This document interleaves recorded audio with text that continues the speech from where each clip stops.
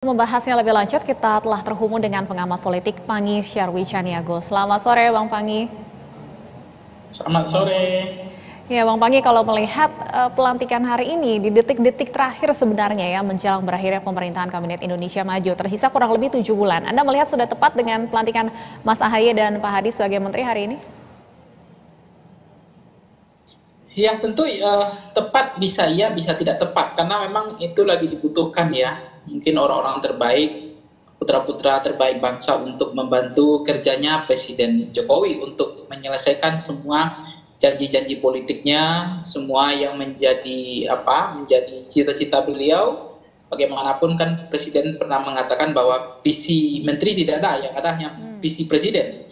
Nah dengan demikian kita tahu bahwa Mas Ahaye maupun Pak Hadi ini kan sebetulnya bukan orang sembarangan ya, orang yang udah punya jam terbang, pengalaman yang cukup mumpuni lah. Nah meskipun ini memang mungkin ada yang gagap, misalnya Mas Ahaye karena memang background beliau kan bukan pertanahan ya, beliau kan militer, beliau pernah jadi mayor dan seterusnya. Tentu ini jadi challenge, tantangan bagi beliau untuk mengatasi persoalan yang disampaikan Mas Hadi itu kan menjadi PR ya, persoalan mafia tanah dari level hulu sampai level hilir, mengatasi persoalan-persoalan sengketa dan seterusnya. Kemudian Mas Hadi juga akan sebagai orang yang pernah jadi panglima, tentu beliau juga punya pengalaman jam terbang yang cukup mumpuni ketika untuk mengatasi persoalan yang complicated di Menko Polhukam misalnya, mulai dari level hulu, level hilir, dan semua yang menjadi PR dari mungkin juga bagusnya menurut saya juga akan harus ada serah terima, harus komunikasi dengan Mahfud MD gitu, sehingga tahu apa yang menjadi PR-PR yang tersisa. Sehingga yang kedua begini, menurut saya memang tidak akan ada banyak hal yang bisa mereka lakukan, karena dalam sisa waktu 6 bulan yang bisa mereka lakukan hanya melanjutkan legacy yang sudah ada, menyelesaikan semua janji-janji Presiden Jokowi yang dibebankan karena menteri adalah pembantu presiden. Yang kedua adalah tentu mereka akan berupaya untuk melanjutkan semua legacy yang sudah ada. Dan saya pikir mereka tidak boleh lagi harusnya melakukan visi sendiri, kontemplasi, kemudian mau otak-atik lagi, mulai dari nol lagi. Dan yang ketiga adalah butuh adaptasi yang cepat. Dan ini karena waktu mereka singkat sekali, adaptasi yang cepat, tidak bisa kemudian mereka terlalu lama untuk beradaptasi, berkomunikasi, dan melakukan kontemplasi, improvisasi yang lebih cepat. Itu sangat penting untuk segera mampu mengurai problem-problem yang sangat fundamental di dua kementerian tersebut, Menko Polhukam dan Kementerian ATR tersebut. Baik, yang jelas dengan dilantiknya Mas Ahaye, maka kini bertambah satu partai yang masuk ke Kabinet Indonesia Maju. Bang Panggi, kalau Anda melihatnya dengan masuknya Demokrat dengan pemerintahan Presiden Joko Widodo sendiri, apa yang bisa kita maknai dari situ? Ya, yang kita maknai artinya memang tidak ada yang abadi dalam politik, itu yang pertama. Yang kedua, masuknya Demokrat atau Mas Ahaye tentu itu akan membantu pemerintah untuk menyelesaikan sisa-sisa pekerjaan yang ada, karena setahu kita selama ini kan memang Demokrat adalah partai yang sangat konsisten di barisan partai oposisi, dan kemudian sekarang hari ini langsung membuat kita sebenarnya nggak kaget sih, tapi membuat kita ternyata memang partai politik itu tidak bisa juga untuk konsisten. Mereka sangat menyesuaikan dengan persamaan kepentingan. Persamaan kepentingan mereka adalah di ruling party, bagian dari pemerintah sekarang, bahwa beliau adalah pembantu presiden. Selama ini kita kan tahu Demokrat adalah partai yang sangat getol, sangat kritis, yang sangat selama 10 tahun itu nyinyir, mengkritik kebijakan pemerintahan Presiden Jokowi. Tapi hari ini kita bisa saksikan bagaimana, saya nggak kebayang juga tuh Pak Muldoko ketemu Mas Ahaye yang selama ini kita tahu bahwa partainya hampir di istilahnya itu istilahnya kayak orang-orang dibegal lah partai Demokrat itu ya. Kemudian ada tuduhan, kemudian waktu itu saling sindir antara Pak SBY dengan Pak Jokowi, ada main mata, ada intip-intip, ada yang kemudian operatornya adalah Pak Jokowi dikatakan waktu itu, dan Muldoko hanya eksekutor gitu. Nah, dalam upaya untuk mengambil alih Demokrat. Nah, hari ini mereka bisa duduk bersama, duduk makan bersama, barang ketemu, mungkin pelantikan juga saya nggak tahu nih. Ketika tidak Pak hadir, Muldoko, Bang Panggi, Pak Muldoko. Pak Muldokonya tidak hadir dalam pelantikan. Ya sebenarnya bagus kalau datang, begitulah politik. Nggak kebayang sama saya apa yang dalam politik itu betul-betul bicara apa, dapat apa, kepentingannya sama, semuanya cair, dan memang itulah menunjukkan bahwa dalam politik kita tidak ada ideologi sebetulnya, tidak ada musuh yang abadi, tidak ada lawan politik oposisi yang abadi. Semuanya sangat lentur, sangat cair. Semua kemungkinan bisa terjadi. Jadi artinya kita jangan baper aja. Karena politisi kita memang sangat mudah melakukan bunglonnya itu ya, berubah itu sangat mudah sekali. Sangat dinamis. Jadi jangan gitu kaget ya. lah. Sangat dinamis, jangan kaget. Jadi kita nggak boleh baper. Karena politisi elit kita hari ini yang nggak kebayang itu bisa terjadi. Jadi nggak ada yang nggak mungkin. Semuanya sangat dinamis, sangat apapun bisa terjadi dalam politik ini. Sangat sesuatu yang tidak bisa kita bayangkan itu terjadi dalam politik. Karena sepanjang ada persamaan kepentingannya.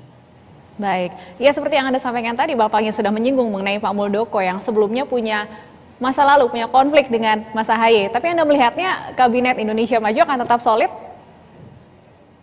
Harusnya, karena memang waktu 6 bulan bukan waktu yang lama, bukan waktu yang pendek, harusnya solid untuk fokus menuntaskan semua kebijakan-kebijakan program janji-janji Presiden Jokowi. Karena memang tadi adalah menteri tidak punya visi, visinya menteri adalah visinya Presiden. Jadi artinya harus solid, harus mampu bersinergi semua kementerian, karena kementerian kan nggak bisa berjalan sendiri, semua saling keterkaitan. Jadi persoalan-persoalan yang ada, sisa-sisa janji Presiden Jokowi, saya sangat berharap ya harus konsentrasi, karena memang menteri kan udah lagi nggak kampanye. Kemarin kan sempat energi atau fokusnya menteri kan terganggu karena sibuk juga menteri kampanye beberapa menteri hari kemarin gitu. Jadi waktu sisa 6 bulan ini menurut saya harus dimaksimalkan, harus fokus, harus mampu. Memang menteri-menteri kita nggak ada, kalau kita lihat dulu memang awal Pak Jokowi itu kan second kabinet, jadi beliau sangat memprioritaskan waktu itu kabinet ahli, direct man and the principal, direct man and direct beast. Jadi menempatkan seseorang sesuai dengan kompetensi, sesuai dengan kapasitas, sesuai dengan background latar belakang. Tapi kan 5 tahun belakangan Presiden Jokowi lebih banyak melakukan kontemplasi. Ada menteri kesehatan yang tidak dari background dokter, ada yang orang yang tidak perlu ngerti tentang teknis gitu. Jadi 5 tahun terakhir menurut saya memang ada banyak perubahan, bahwa perubahan sikap yang dilakukan Presiden tidak menempatkan harus orang sesuai dengan ahlinya. Mungkin prinsip Presiden sepanjang dia punya strong leadership, dia punya kemampuan, mungkin di lingkaran mereka adalah orang-orang ahli, tapi menteri nggak perlu ahli di bidang itu. Gitu. Itu yang kita lihat sekarang. Kalau kita lihat Pak AHY bicara Kementerian Kementerian Pertanahan itu kan nggak kebayang itu mau ngapain AHY.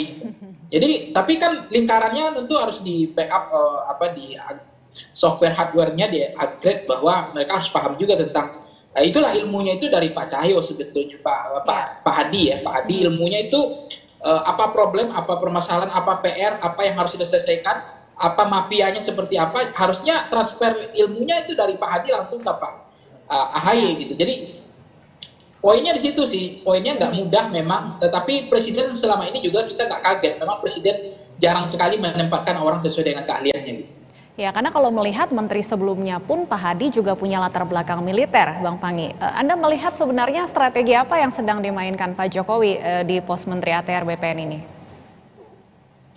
Ya dulu kan Presiden ada perubahan sikap ya, yang saya kritik pertama, Presiden dulu nggak menghalalkan rangkap jabatan, ya kemudian Presiden juga menginginkan menteri agar fokus, tidak boleh berkampanye misalnya, terus itu juga berubah. Kemudian prinsip kabinet ramping itu juga berubah. Sikap Presiden kemudian ada yang berubah juga soal menempatkan orang yang tidak sesuai dengan keahliannya, second kabinet, karena banyak kemudian kabinet yang dibentuk itu adalah representasi dari power sharing, kepentingan partai politik, kepentingan jabatan atau bagi-bagi kue kekuasaan. Jadi itu terjadi. Jadi ketika Pak Hadi backgroundnya adalah latar belakang Panglima, pernah jadi Panglima TNI, beliau dari Angkatan Udara setahu saya. Terus beliau menjadi Menteri Pertanahan, ya ternyata kan dianggap bagi Presiden, ternyata mampu juga. Meski kan begini intinya. Apakah orang ahli itu butuh? Ya mungkin bagi Presiden, Menteri Kesehatan tidak perlu dokter, mungkin lingkarannya itu orang-orang yang punya kompetensi, kapasitas, punya background, punya kemampuan untuk membantu kerja-kerja menteri. Gitu. Jadi menteri itu mungkin bagi Presiden hanya sebatas tidak menjadi penting. Ya kalau saya sih memang serahkan sesuatu pada ahlinya, tetapi politik ini sangat cair ya. Ini menurut saya tidak lebih tidak kurang hanya bagi kue kekuasaan saja di akhir-akhir masa jabatan Presiden. Jadi kita nggak usah kaget ada menteri yang tidak ahli di bidangnya, dan syukur-syukur yang tidak ahli di bidangnya ini yang kita kemudian sepelekan, yang kita tidak sesuai ekspektasi kita, ternyata kerjanya bagus. Antara kinerja berbanding lurus dengan ekspektasi kita. Istilahnya tuh apa namanya, demand dan supply ya, artinya kinerjanya ternyata jauh dari ekspektasi kita. Tetapi kita berharap memang menteri-menteri yang dipilih itu adalah harusnya sesuai dengan kompetensi, latar belakang, background, kapasitas, sehingga betul-betul mereka tidak hanya terkesan ya dalam tanda petik hanya bagi-bagi kue, bagi-bagi kekuasaan atau hanya power sharing saja. Jadi tidak menyelesaikan persoalan. Memang di sisa waktu yang sangat singkat ini, saya mencermati DNA-nya adalah bukan resapel berbasis kinerja memang. Ini kan resapel berbasis bagi-bagi kue kekuasaan yang masih tersisa, yang belum mendapatkan apa-apa, atau bagian dari ucapan terima kasih. Yang sudah solid, yang sudah membantu koalisi atau sudah membantu presiden untuk menjalankan misi-misi selanjutnya. Baik, ya kalau melihat saat ini Demokrat yang tergabung dalam Koalisi Indonesia Maju, apakah Anda melihat artinya peluang Mas Ahaye nantinya akan melanjutkan posisinya sebagai menteri di Kabinet Prabowo Gibran masih terbuka lebar? Ya tentu itu bagian dua hal berbeda. Mungkin jabatan sekarang bukan jabatan urusan dengan Mas Ahaye yang mendukung Pak Prabowo dan menjadi tim bagian dari Pak Prabowo, tim inti lah ya, termasuk ketua umum.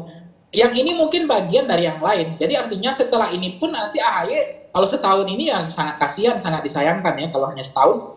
Ahaye jadi menteri 6 bulan untuk apa sebetulnya, saya juga bingung untuk apa. Tapi mungkin sepertinya nanti setelah ini pun Ahaye akan ditarik lagi. Makanya kan kita gak heran tuh ketika Ahaye sungkep ketemu sama Pak Prabowo, Mondo Arestu meminta arahan, petunjuk dan seterusnya dan seterusnya. Jadi nampaknya nanti Ahaye pun di kabinet selanjutnya, di kabinet Prabowo nanti pasti akan mendapatkan pos-pos, dan itu sudah dijanjikan oleh Pak Prabowo. Setahu saya itu ada Menko Polkam atau Menteri Menko lah. Setahu saya ada janji Pak Prabowo terhadap Ahaye itu ada. Nanti bisa di cross check sih. Jadi artinya ini jabatan 6 bulan, habis itu nanti diperpanjang lagi untuk kabinet baru di era kepemimpinan presiden baru yaitu Prabowo Subianto. Baik, kita nantikan bersama nantinya akan seperti apa dinamika politik ini. Terima kasih pengamat politik Bang Pangi Syarwi Caniago atas perbincangannya bersama kami di Berita Satu Sore. Selamat sore.